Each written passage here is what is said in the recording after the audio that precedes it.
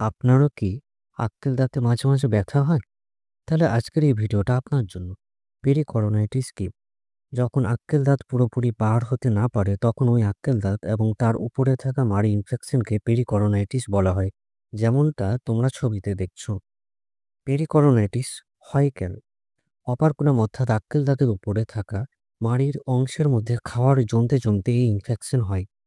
এছাড়া অনেকদিন এইভাবে থাকতে থাকতে বিপরীতে থাকা দাঁত এগিয়ে আসে এবং অপারকুলামের উপর বারবার আঘাত করে, যেমনটা ছবিতে দেখা গেল। এইবার আসা যাক আক্কেল দাঁত কত রকমের হয় সেই ব্যাপারে।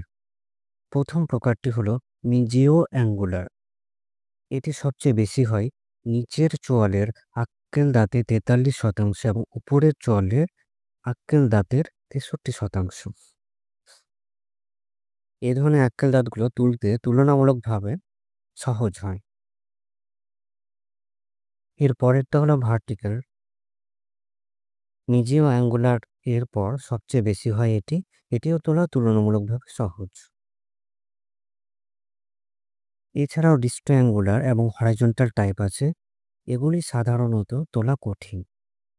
এবারে আসা যাক চিকিৎসা পদ্ধতিতে।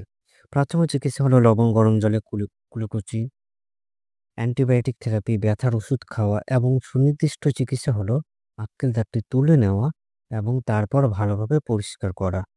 এছাড়াও আমাদের এসব ক্ষেত্রে নিয়মিত দাঁতটি পরিষ্কার রাখতে হবে।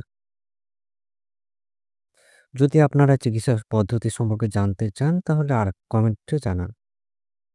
এবারে এবার একটা ক্লিনিক্যাল ছবির সাহায্যে বিষয়টি বুঝে নিই। ছবিতে মার্ক করা আক্কেল দাঁতের কারণে পেশেন্টের ব্যথা হচ্ছিল। এবার উপরে বাম দিকের ছবিটি হলো ফুল থিকনেস ফ্ল্যাপ তোলার পর এবং ডান দিকের ছবিটি হলো দাঁত তোলার পর। এবার দেখা যাক যে দাঁতটি তোলা হলো। ভিডিওটি ভালো লাগলে অবশ্যই লাইক করবেন এবং চ্যানেলটিকে সাবস্ক্রাইব করবেন।